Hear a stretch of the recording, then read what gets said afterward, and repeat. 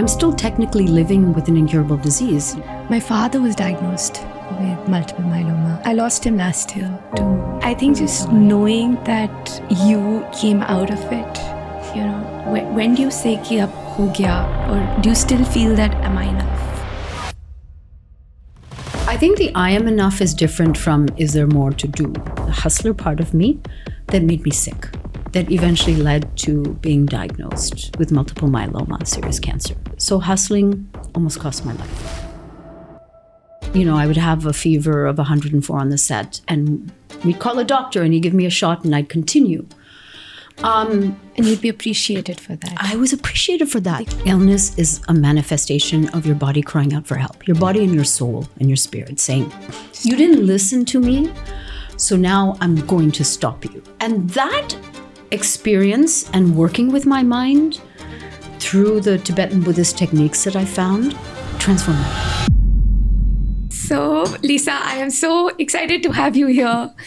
I think the last time we met was last year for my YFlow event. I know, and it was superb. Where you were one of the awardees.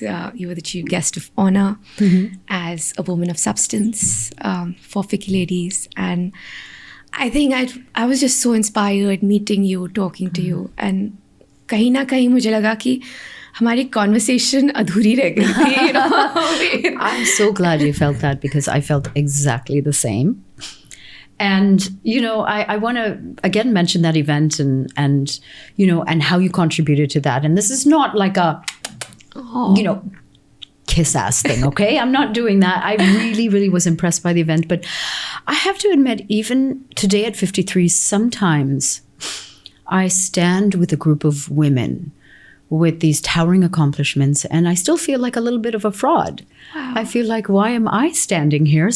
But at the same time, it's a great honor, because I think that we imbibe from each other as women. Right. I was so inspired, especially by the next generation and what they're doing. And if anything, I think that is, that should give us all hope that we've created a foundation, because we have done the heavy lifting. Let me just say that. Absolutely. They didn't get here by accident. So you sort of set the foundation and hope that the next generation will climb on your shoulders and continue. It's true. And I think what you said, Lisa, I think even with your accomplishments, even when you're standing there, there's a part of you which is asking you, do I really deserve to be there? And I feel maybe as women or even as human beings, we constantly need to keep telling each other that you're enough, you're great, you're doing absolutely right. And I know that I say that so often to other women, and maybe I need it reflected back to me. And I'm being really, really honest here, because as I said, it's not, it's from the conversations I've had, it's been a uniquely woman's burden to feel like I don't deserve this. Am I a fraud? That entire imposter complex. And as I said, I'm 53. I've had a lifetime of experiences. I'm very confident in my skin. I'm very happy with who I am.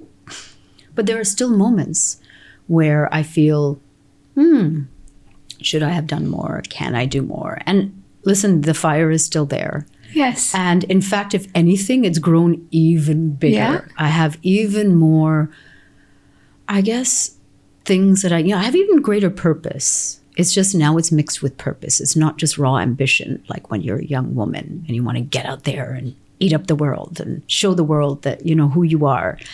Now it's mixed with purpose. But to see, I think, like the next generation being so purposeful, it was incredible. It's incredible. But that's what getting women together can do. It can create this incredible kind of, what do they call it? It's not a trickle effect. What is it called? Grassroots. Yeah, no, but it's ripple effect. I called it the trickle effect.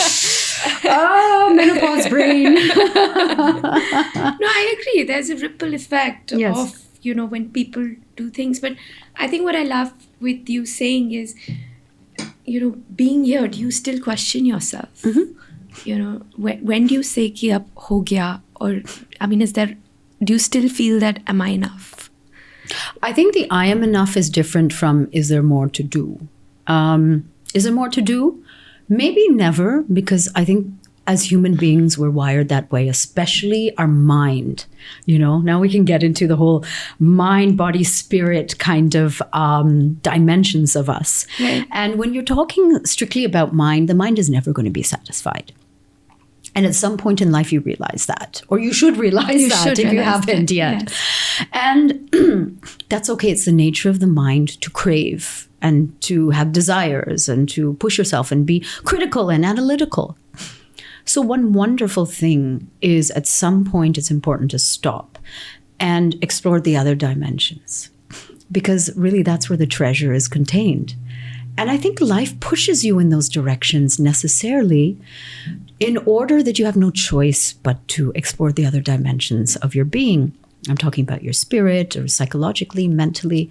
And I know for me, and we were just chatting about this briefly, so let's bring it up. Let's bring it into the conversation, because I know we feel passionately about this.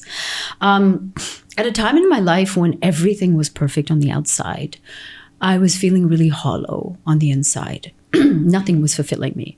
And that's when I found myself in a place called Dharamshala. Well, technically Mekloid Ganj. And it's a Tibetan outpost, right. Tibetan habitation, renowned for His Holiness the Dalai Lama's, right. Temple is there and he lives there. But I saw these posters all over that very quaint little town and saying 10-day silent meditation course. This is at Tushita. Yes, and it was for Tushita. And I had never thought about meditation before in my life. I had said to myself or convinced myself meditation is not for me. It's boring. I never sit down. I'm too restless. I have too many things to do in my life. Like I can't even spare 5 minutes to sit still. That's who I was at that time. But something, that deeper voice, that's when I think the first time that I actually heard my deeper voice saying, ye shall do this, or however it said. I don't think that's how my deeper voice actually sounds. It's a little bit sexier. So. I know. I'm trying to dramatize it now. But anyways, I was inexplicably called to do that. And I'd come with friends, imagine. And we were all going to hang out and have pizzas and momos and go hiking. But I said, listen, I feel like I have to do this. And they were very supportive. Okay, go off, do what you need to do. And it was 10 days. And it was in a beautiful place called Tushita that is pretty well known within the meditation circles. Right. And I went in for 10 days. I'll never forget this. I went in for 10 days. And when I came out, my friends were waiting for me. And they said, well, how was it? And I said, you know what?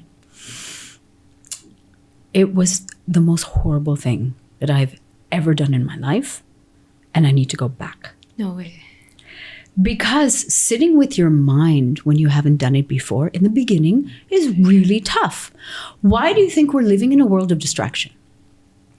If anything, from that time when I did it to today, I think more people need to be at Tushita than ever before, because we distract ourselves from ourselves through our devices and the chatter in our mind and all of these things. Kyunki, it's very hard to sit with yourself, right. To listen to your mind, because the mind is so critical. And at some point you feel like you're going mad. And that experience and working with my mind through the Tibetan Buddhist techniques that I found transformed my life. Wow. Like that was one of the major transformation points in my life. I don't know where I would have ended up without it, to be honest. But that taught me that the mind is not everything. And it gave me the tools to access the other aspects of ourselves, which are just as legitimate. We should know we live in India, and India, it's full of these traditions. These traditions have originated here, including Buddhism. True. And if anything, we need it even more today. To be able to not reject the mind, bypass the mind. The mind is not always your friend. Right. Remember that. But we are building a society in India, and I would caution us all against that is so mind-dominated that we are at risk of losing ourselves and then taking the wrong decisions, much like what has happened in the West. Yeah. We don't need to replicate what the West did. We are India. And I get very emotional. I'm actually tearing up. We're India. We should be doing it differently and better. Should be able to reach inside, get yes. that and be able to manage and control. the mind. Yes, of course, we have better tools for managing our life. And I'm saying whether it's an individual life, right? An individual, and change starts at the individual level. Right. It just does. There's no way around it. Or at the macro level, at the business level, we should be bringing these conversations and this aspect or dimension of management into Indian businesses more, and not just be working people to the bone. It drives me mad. And I love this. And actually, this is one of the first things I wanted to pick up is, so, a lot of the people who this podcast is for, a lot of the viewers, it's the youth.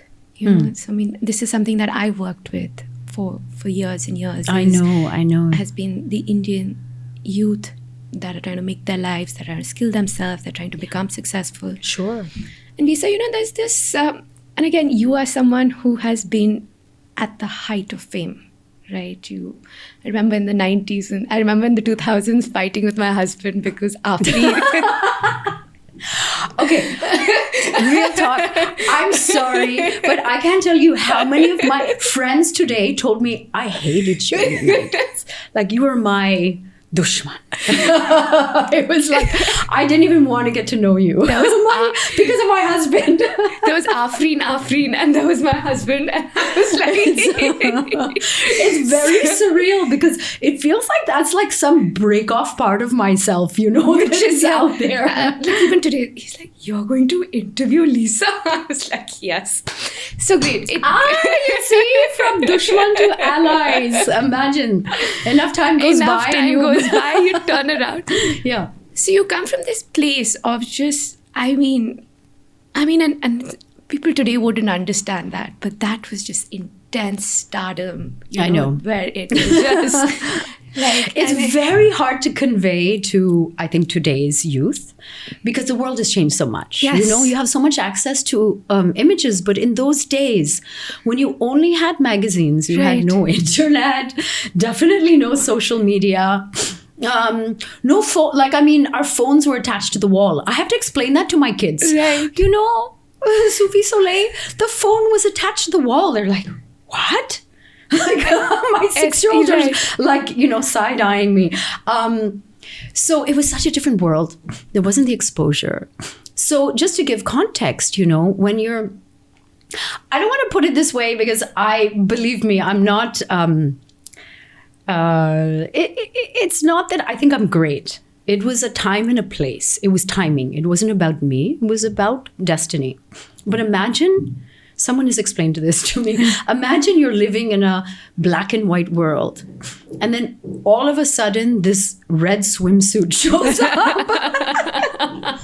Because hard to explain to kids today, but nobody in India, or very few people in India, had seen an image like that. I was in this low-cut Baywatch type red swimsuit, right. And that just created like an overnight. I just became famous off of that. Oh, come on. No, but that was the initial thing, right? And then obviously I built on that. But isn't it surreal how the world has changed? No, but I wanna get into that, and you're writing this off as it's just timing. But you got that fame, and what did it take? Right. And you've talked about the hustle, you've talked about it, but what was it? What drove you, and how hard was it, to be there, to maintain it? Because again, you have people who want to be famous, who want to be successful. What was the hustle for you, and what was that life like? Because there must have been that, that drive. It's interesting because we didn't even have the word hustle when I was hustling. Actually, in Bombay in the 90s. And I landed up on my own. I was 16 years old and I'd come to Bombay and I really didn't know anyone except for Maureen Wadia, who had launched me at that time on the cover of her magazine. And I was doing Bombay dyeing ads, which was a big deal in those days. And I had to make my way. But honestly, it was a sense of curiosity and wonder about the world that drove me. It was a much more innocent time. I honestly can't say that I was purely driven by money or commerce. And I don't think there's anything wrong with that, and the world has changed. And I think a young woman must make her way in the world and must earn her own money. But those conversations were not being had when when I was 16 in 1991. And so it wasn't so much money because I was making this money for what I thought was like, why are they paying me to stand in front of a camera? Wow, they're paying me good money and they're flying me first class everywhere. So everything felt like surreal, like I'd walked into an alternative reality, right? And so that happened for a while. But what drove me was curiosity. I did like the money after a while. I did like the independence. And I want to say this maybe also to young women today. Hustle, yes. Right. Hustle to fulfill your dream. Don't ever lose your sense of wonder while you're doing it. That should be your barometer. If while you're hustling, you can't take a moment to stand back, check in, and say, am I on the right track? Do I still love this? But also, is this fulfilling me? Like, is my daily life fulfilling me? Because life is made in the day-to-day, not in the big wins. Life is not made in the big wins. I promise you. I can tell, like, from my life experience. And I love many that. women. I love that, actually. Life and success is not the big wins. It's the daily, it's the resilience of the every single day. It's that, like, keep going, fasawing, like just getting up every day and showing up. So if you can show up every day with a sense of wonder and curiosity and tact, you are protecting your spirit. It's like cotton wool for your spirit. So your spirit is still in there, an active part of your hustle. So I would love to see spirit brought into hustle. I love that. And I don't know any other way except constantly checking in. Being tuned in. Asking yourself, and you'll feel it. Like you feel it in your body. Right. And again, being still curious, still, not losing yourself. And the other thing is, and I reflected on this myself, when we're looking at social media has taught us how to curate our lives. Right. And we're unconsciously curating our lives in such a way to please others. But what do you love? Are you curating your life to please yourself? Like in your day, if you've been hustling all day, like wherever, Bombay, Delhi, Bangalore, Indore, all over India. And I love this generation going out there and making their dreams happen. But if you're hustling all day and at the end of the day, you're like, I need some quiet space. I need to go home and I need to light a candle and I need to have a good meal. But social media demands that you go out and have drinks with your friends so that you have something to post, so that you can say, yay, today was a win. How does that help you? How does that help your spirit? And how does that help you get up in the morning? So you have to ask yourself, like for some people, that's the way that they de-stress. Right. That's fine, but not for everyone.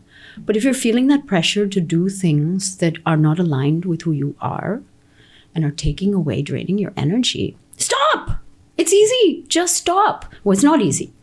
It's not easy. You have to step back. And this is and I'm only bringing this up because I started doing this. Right. And I'm 53. I'm an auntie and I'm doing it. And I'm not on social media all the time.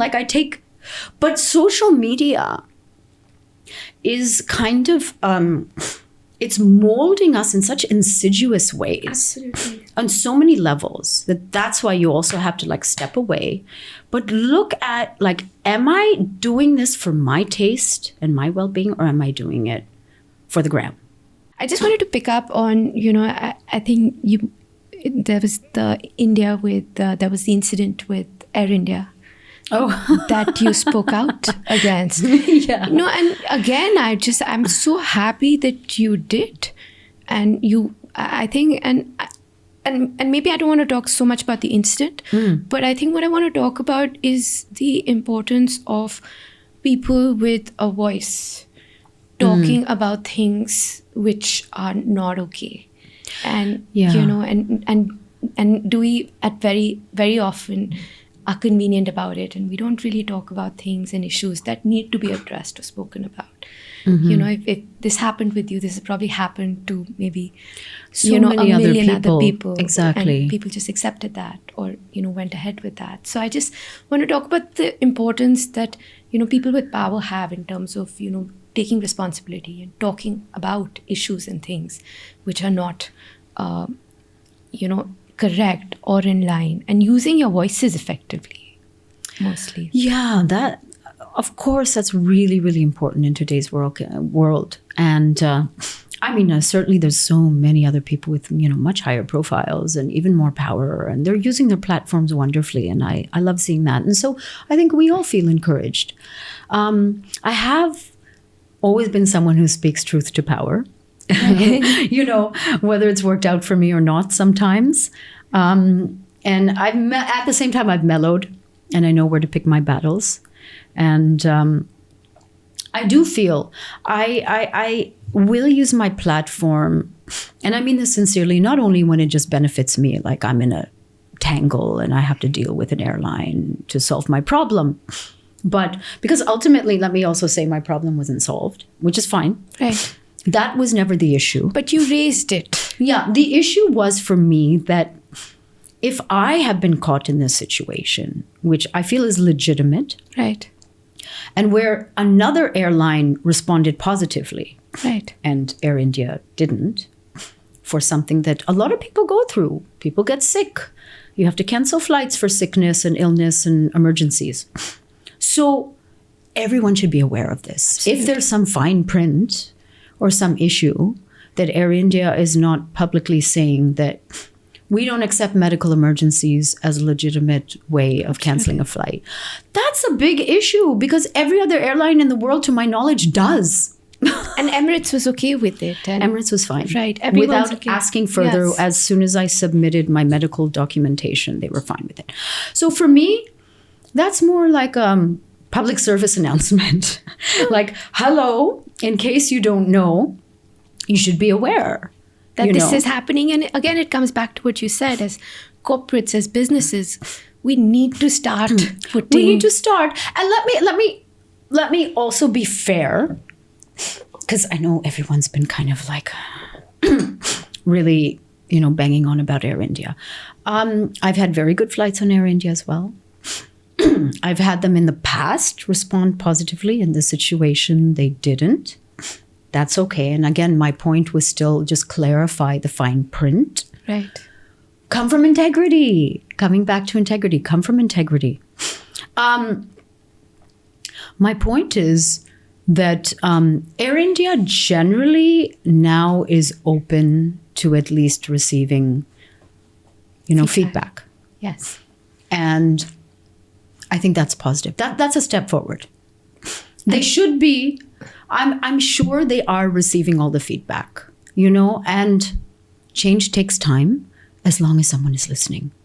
I don't know how you cannot hear it. It's so loud. It's so loud. And I think, as individuals, we need to keep... That's it. We just need to keep voicing it. And as Indians, we're very good at it. We're really, really, really good at it. We're very good at it, and we must continue. I actually really wanted to talk to you about this also because my father was diagnosed with multiple myeloma. Did we ever discuss that? No, I didn't know that. No. And I lost him last year to multiple myelomas. And I think just knowing that you came out of it, I think for me, it was a big, like, I really wanted to come meet you, talk to you. I know what he went through, and I think it's amazing that you've come out of it, and people listen to you and people are seeing your positivity, and I saw a lot of it. So I know what it takes to have done this journey. Oh my God, I'm getting very emotional. And thank you. And to be having this conversation and there's the other side to this, where you have people who will lose a job, break up in a relationship, company band ho gayi, and they'll be like, hamari to life hi kharab. Yeah. And then I have you, who's sort of taken this as as an opportunity for growth. And like, just change things around. But how do you kind of deal with things life throws at you, whether that's failure, whether that's illness, but instead of letting it bring you down, and instead of becoming a victim? No, exactly. Or giving into the thoughts. The thoughts. Yeah. So it kind of circles back to the thoughts. But thank you for sharing that with me. And, and I'm just like, for you, it's just, how do you not be the vichar? How do you not be the victim? Yeah. How do you own it? And I mean, that's such a great question. And I've actually been doing a lot of reflection and contemplation around this recently. And I work with, I have a little spiritual group, a sangha, where we talk about this a lot. Because that path of being human, completely embracing your humanness, is never ending. Right. Just when you feel like, I cracked it. So that's okay. But we've been contemplating this idea that bad things happen in life to everybody. Right. What do you do then? What do you do? And, there's kind of also a toxicity and positivity as well. Like, you don't want to just layer positivity on top of that without believing it, without it being transformative. So I honestly believe now, at least what I'm experimenting with, is acceptance. The first step, of course, is awareness. Right. Start with the mind. Let's start with the mind and start with those thoughts, those runaway thoughts, all those dark clouds and the stormy weather that's going on in your head. And if we take a step back and we see those thoughts, right, and we, first of all, accept them, we already have distance. Okay, what's coming up today? Frustration and self-pity and all of this. It starts with acceptance. But then if you can, and again, this goes back to the most powerful spiritual technology that we have ever invented, which is meditation. Right. Sitting with yourself, sitting with your emotions, sitting with your thoughts. If you can accept them and then sit with them, something magical actually starts happening. It starts transforming. You see that the thought is just a passing thought, number one. You see the emotion, you feel it in your body, and you feel it, and then you accept it, and then it will go. Now, this is not easy, but this is what I've been really experimenting with. And then from acceptance, you can go to peace. From peace, you can go to love. From love, you go to clarity. From love, you go to courage. From courage, clarity. If you don't start out with accepting it, it's only fear. Fear will rule and it will cloud everything that happens. Right. And you get caught up in that never-ending cycle of fear.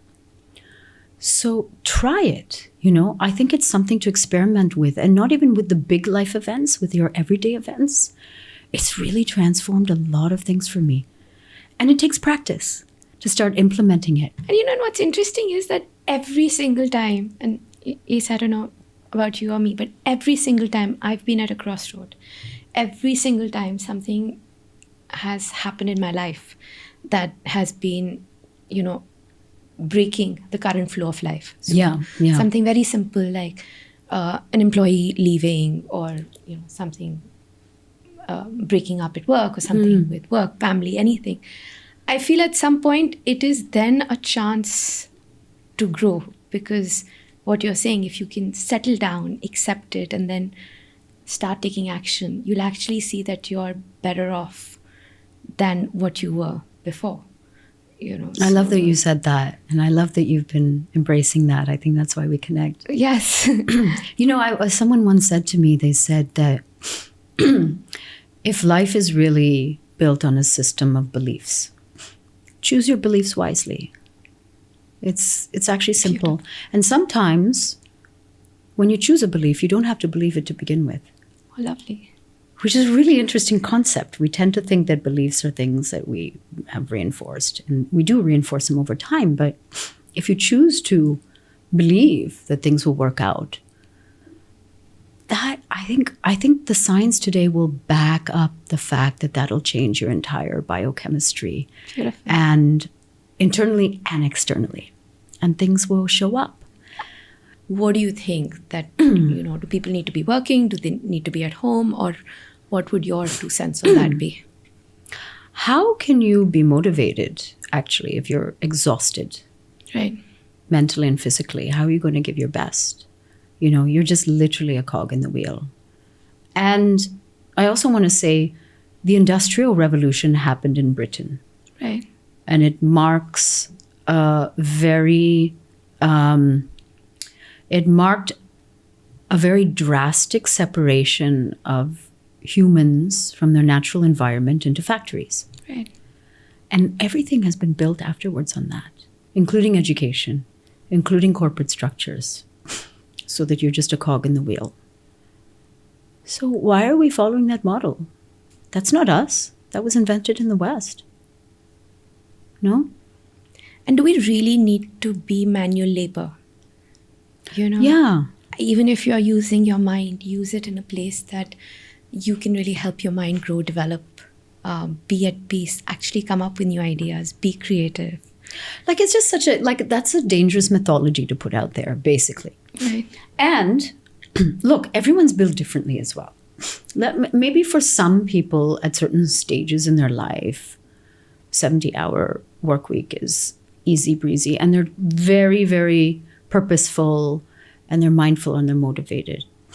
But if you're expecting also your staff and your employees and your team, and they're not actually really motivated, they're not doing it from eventually it's going to collapse. And I think we're seeing that with the outbreak of lifestyle diseases in India, mental health illness. And these things pile up, they don't go away. And there will be a reckoning. Right, and it's getting worse and worse and worse. It's getting worse. And how are we addressing this? How are we addressing it? That's what I mean. We don't need to replicate the same systems as abroad. We can take those systems, tweak them, Indianize them, how we've Indianized everything else from pizza to, you know what I mean? Like coffee, there's... Yeah.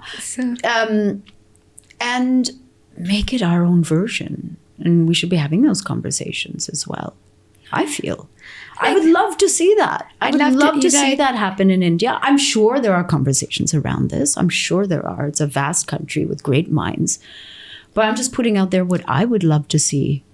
And on what you're saying, I think the West has taken our spiritual practices, yoga, rebranded it, made it chai super latte, cool, which drove me nuts. and send it back. And I was like, for a change, can we accept our own Indianness and celebrate it versus having someone in the West throw it back to us in fancy packaging? Eventually it will swing back. But I also think that we have to bring up the fact that globally and nationally, we're in crisis, and that comes down to the environment, right? So, again, not being mindful about growth and development and resources, pollution, cutting down trees, India's such a beautiful country. And to be honest, these days when I travel, I avoid the cities, and, I just go out into smaller places and nature. What a country. But if we don't take care of it, look at what's going on with the weather. Absolutely. So again, on a macro level, we're affecting Mahabharat is suffering, with this unimpeded growth and no thought or planning behind it. And no philosophy, like a very particular philosophy behind it. And then again, on a micro level, human beings, people, Indians are suffering, and urban India is such a pressure cooker. I have never seen it before. And I love this. And I love your conversations about sustainable living. And I think that happens it's just not a word. Yeah. It has to happen holistically. It has to happen. But we've always lived like that in India as well. Always lived like that. We have the this, we have the that. We have always recycled. But then suddenly Western conveniences came in, and this and Suddenly this and that. there's Blinkit and Zepto, and there's Yeah, you know 100 more plastic bags, and we're not doing enough. And why do about we it. need those delivery apps? Because everyone's so damn busy. Right? We don't have the time to go and choose our vegetables and our fruit and cook and things like that. So it's a whole it's systematic, right? It's a whole system. And I don't know, I'm just musing on it. Where is it all going? And is it the right thing? And I love that. And it takes me to another point of just how you've always had, again, I use the word courage. When I think of Lisa, I think of courage. So, Thank you. But you've always had this courage to be unconventional in your choices and your decisions. So Very Gen Z. Very Gen Z. Very opinionated. I mean, for you to probably, be a cancer activist in the time and age when you were, to, go for surrogacy when you are. I mean, just your hashtag, right? Thank you. mean, 52 and thriving in a world where everyone is filling up wrinkles with hiding their Botox, age, yeah. and everyone's petrified. Kimiri, I don't want to talk about who I am, what my age is. I've just unapologetically kind of embraced it. Oh, I feel so seen. And I mean, and again, you're very comfortable with rebranding yourself and picking up these different roles. And it's almost like when you're authentic, that's really when you are embracing growth versus, following a herd. But how does your decision-making process work? Well, as you were saying this, I was just thinking it's actually taken me a long time. It's been a long road to get here. Right. And to be honest, it wasn't until really like my mid-40s where I started really feeling myself, as the kids say. And just really embracing who I am. And that is just, again, working on many, many different aspects, dimensions. Also, how do I handle failure? How do I handle criticism? And not just outside criticism, but the criticism in the inner critic. That's the loudest critic. Right. That's the most annoying roommate in your head, as somebody's called it, And I think that it's still there, that annoying roommate. But, I managed to actually muffle them, put them behind the door and shut the door. And then they can say whatever they want. So... And I think that authenticity is about, it is a very courageous thing to do in today's world. Yes, in this hyper-curated. So I thank you. I should embrace that and accept that. And I'm not always the most authentic, but authenticity is, I think, the courage to figure it out day by day. Right. Because there isn't a plan. It's much easier to plan for who you want to be that day. Yes. To get up and say, this is the right thing to do. This is how I'm going to present myself. And there are sometimes you walk into a room and you do have to present yourself in a certain way. But as long as you never lose sight of that, who you are. And I just figure it out. I like saying the older I get, the less I know. Oh, really? And you know what? That's freedom. Because in a weird way, I'm going to say something that might be a bit controversial. Knowledge is a very heavy backpack. Yes. When you know too much, or you think you know too much, you actually block out what's in front of you. Because you're like, oh, and you can't learn more. You can't grow. So also I feel like I'm Benjamin buttoning it. Not necessarily. Look, I got my wrinkles. Not in that way. You look like you're Benjamin buttoning it. Okay, I'll take the compliment. No, but not from that point of view. I haven't even and look, it's not that I don't do Botox. I haven't done Botox for a year now. So I probably will get something done there. And that's okay. But I haven't done anything else. But it's not that. It's not that. I'm Benjamin buttoning it from the point of view that I'm becoming more and more childlike. Beautiful. I'm just, I'm experimenting with life. I'm kind of dancing with life. I'm getting less serious. I was so serious and so dark in my 20s. I was like, everyone needs to take me seriously. I don't take myself seriously now. But it's so freeing. Wow. And you know how sometimes also you get into a conversation and someone's talking about something, say Italy. And everyone at the table feels like, I've been to Italy. I want to give my opinion. I want to tell you. I lived in Italy for 3 years. But now, instead of volunteering that to give myself some sort of, importance, I just sit and listen. Because I'm like, and forget. It's okay. That's the best way I have of explaining it, just becoming more childlike, which is why I guess, it makes it easier to like hang out with my girls these days. Really, I feel sometimes have more in common with a 6-year-old than someone my age. But take it or leave it. No, but that's beautiful because, it's just, I don't know, I was just talking to, I think, the day before.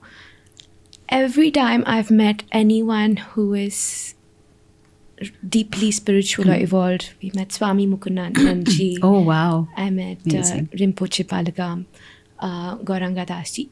One of the things that was common, and of course one of the things that's the most please common. Don't put me at all in that category. But one of the most common things about them was how happy they were. I was so stressed, I was so stressed. I had like learned the Gita, the Vedas. I was like, pata nahi, kya bolenge? How will I respond back to them? Yes. And I was so comfortable. Like they were so genuine. They were just so happy. They were laughing. And it's like what you're saying that, they didn't take life as seriously as, and we talked about very serious subjects. Yeah. But you don't have to take life seriously to be serious. Exactly. Life is a play. I think that's such a beautiful point, and it really resonates with me because I also believe that. In fact, that might be a great way of understanding whether somebody has attained something or not. Because they don't take themselves so seriously. Then. And they're full of wisdom and knowledge, but they understand also intuitively how to explain it to the person in front of them. And I like thinking. This hasn't happened to me personally at all, but they've seen beyond the veil. And they've seen what a giggle life is, and what a drama, and what a leela, and what a play. And so I think that joy just naturally bubbles from them. And I've had the same experience. I've had the honor of sitting with His Holiness, the Dalai Lama, as well. Everyone always talks about his childlike giggle. Right. He giggles like a child. And you literally see behind this very renowned 80-plus-year-old spiritual leader, you see the child in him. Inside. And it's so precious, So that's beautiful to somehow. And I'm not saying you can take that into the boardroom or your everyday life all the time. But that child should be there. I feel like the child should be sitting in the control room rather than the old version of yourself. I love that. So the child is there. Yeah. There's like this. There's the 53-year-old me, but the little child is, have you seen In and Out? Yes. I think of In and Out. Yes. That film where they're like, using those controls, a little control central. Like anger, jealousy, and this. That is such a great movie. It's and I realized that your emotions are important. Yeah. Because they are signals, but you can't let them control you and, decide ki aapki life mein kya ho raha hai. But if you can manage them and see them, like you saying, playfully, what a way to live. Exactly. And move forward. And Lisa, before we end, what has motherhood been for you? And, how has that changed you or not changed you? What was that experience? Look, it's like there was, there's often you say there's moments, or there's those big life moments. It's been a big life moment where whoever I was before and who I am now is radically different. But having said that, it didn't happen automatically. It's taken me years to grow into being a mother. And yeah, I didn't know how to be a mother in the beginning. Maybe I still don't honestly know what it means to be a mother. Right. I just know this relationship with these two incredible little girls that I would literally give my life for. And who I crave to hear from and see, and who, I don't know, it's just everything. And so it's been such a seminal also learning. I learn from them so much every day. And I learn patience and I learn all of that stuff. They're my teachers. They're your teachers. And do you also, do you suffer from mother's guilt? Yeah. I needed to ask you that. I needed to put my God, that I'm feeling it right now. Yes, I just wanted to ask that. As Lisa Ray, do you feel this idea of mother's guilt? Does it ever go away? And how do you deal with it? I don't think it ever goes away. And I think that's okay. Maybe it's just a natural, also biological reaction to being separated from your kids when they're still young. And I love this age that they're at. They're 6 years old right now. It's such a fun age. I know. They're still cuddling. They still want to be with me. Yes, I know they're not going to last. I might be delusional. Maybe they'll always want to hang out with mom. My 13-year-old is Mama, that's going to happen. And there's something karmic lurking for me because I was such a badass teenager. So let's see what happens. But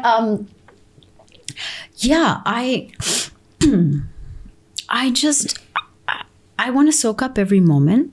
So I'm very cognizant of that. The mother's guilt is real. In fact, I'll tell you, just last night, I bumped into Neha Dhupia and I hadn't seen her for a while. She was at the event. And so I was like, hi, how are you? And then the next thing we launched into was talking about our kids. Right. And even she was like, yeah, I have to get back to my kids. This is happening. And And I feel like, so it's the separation. And it was incredible because we were talking about, I said, how's life in Dubai? I said, well, I lead a really quiet life. It's my family, my kids, and my work, And we laughed because we said we only ever dress up for work. Otherwise, just pajamas. T-shirts. But the fact that we were both at this wonderful award ceremony. I just received an award. I was really, really honored. But then the second thought was, my kids. Because before that, while going there, my one of my daughters had called up and was crying, Mama, when are you coming back? Obviously, I'm moved. But at the same time, I think I have trained myself to be able to sit with that emotion. I might even weep a little bit. And then that's okay. Right. That's just another dimension of life. So I don't wallow. And I accept it, the acceptance. I'm feeling mother's guilt. Okay, Tane. It's all good. It's part of being human. And I love that. And you know what you just said? It's okay if one accept it. Yeah. It's okay to feel it. Mm-hmm. It's okay to cry about it. Yeah. It's okay it would probably not be you if you don't feel it. Yeah. And you probably wouldn't be you if you didn't work also. Exactly. And it's fun. I'll tell you one funny and quick little side story.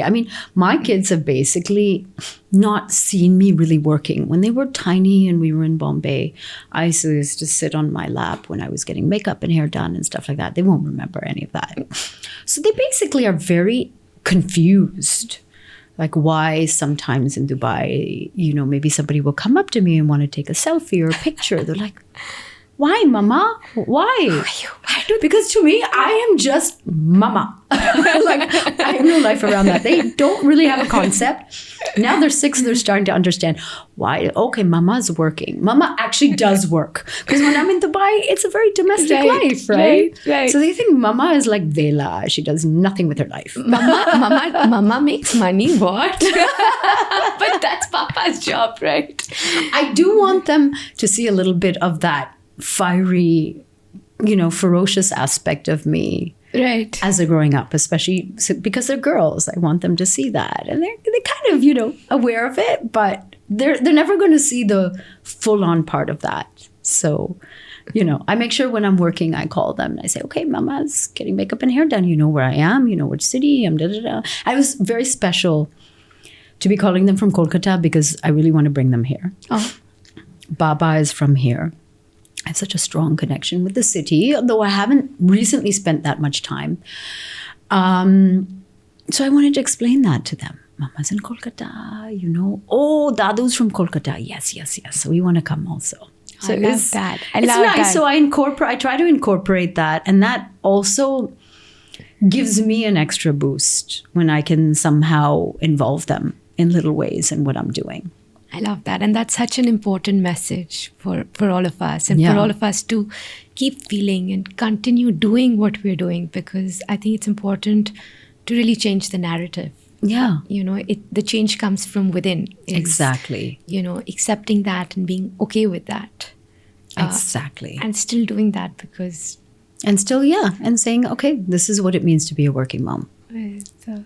So here's the thing that I realized, because again, I love the next generation. You know what I call myself? I call myself an old soul Gen Z. Oh, lovely. Let me explain very quickly. Because I was actually outspoken like Gen Zs are, and really kind of like lippy like they are, way before it was acceptable. Wow. Well, let your daughters grow up. And then they'll have a say about it. I am dealing with that already at 6. But I'm like, at a time when women were not allowed to express their opinions, I was doing it. And that got me into a lot of trouble. Right. And it's even why I didn't end up pursuing a full-on Bollywood career, to be honest. Because I was a Gen Z, but with an old soul. I would say I was a 60s wild child, flower child mixed with Gen Z, a very weird combination, at a time when neither was acceptable. But what I've realized is about this generation is they are figuring things out much quicker than me. Listen, I'm a slow learner and I need to learn by experience. And you and I know that as much as we give advice, you got to go through it yourself. You have to go through it. You got to go through it yourself. So I often get a little bit wary of giving advice because I know how I reacted. I wouldn't listen to anyone. I had to, yes, I am going to jump off that cliff. It looks really fun. Do you generally feel that we are still glamorizing hustle? And did that happen when, you were working? And is that something that maybe pushed you off in the wrong direction, or that, pissed you off about how the industry was working? So this question actually hits really deep. I'm going to try to frame it so I don't go off on like a long tangent, but the short answer is yes. I do think that just pure hustle is way overrated. And I think we have to be cautious always about the messages that conventional society sends us. It's not always for our good. Interesting. And I personally, because I hustled so hard, but hustling, you see, for me, for a long time, I realized was a distraction. Right. From dealing with myself, from dealing with my traumas, from getting to know myself. It was much easier to stay busy. And I know in a very deep part of myself that it is the hustle part of me, the hustler part of me, that made me sick. Wow.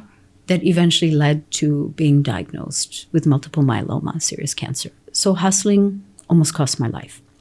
So I do get very sensitive about it, and maybe I get polarized by it.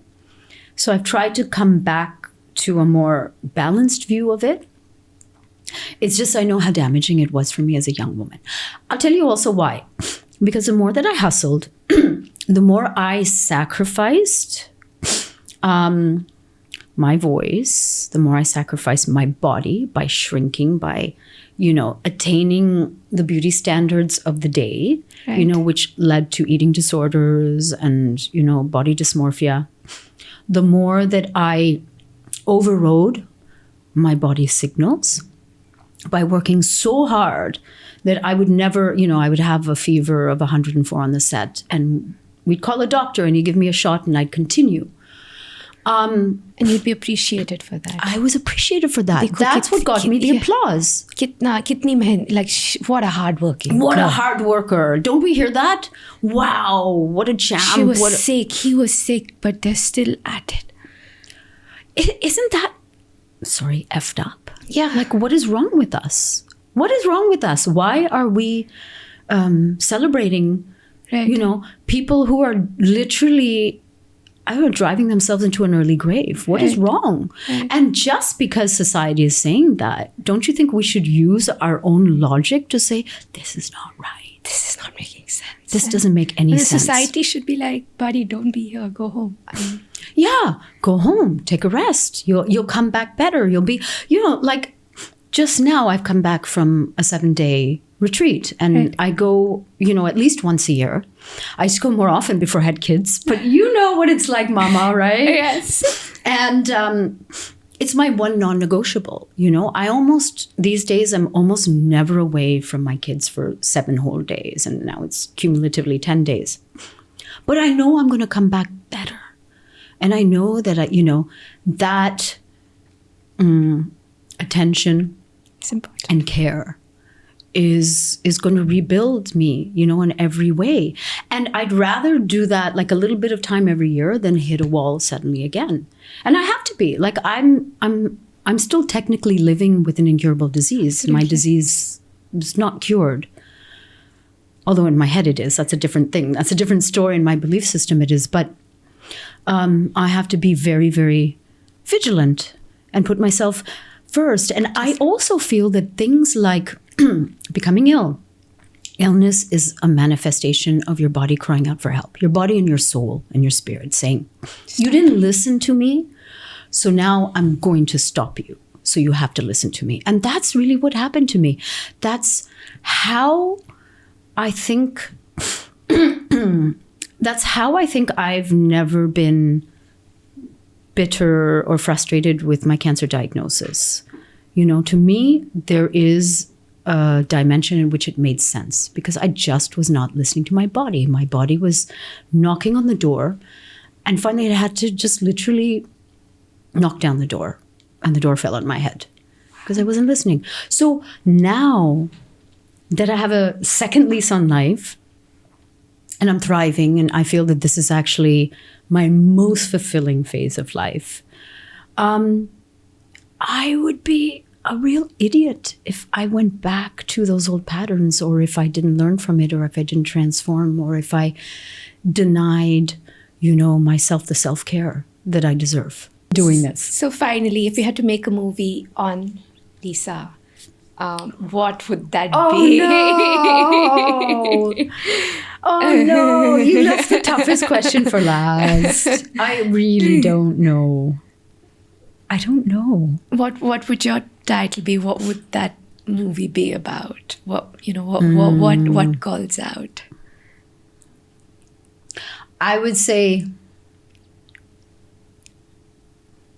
oh my gosh, I don't know.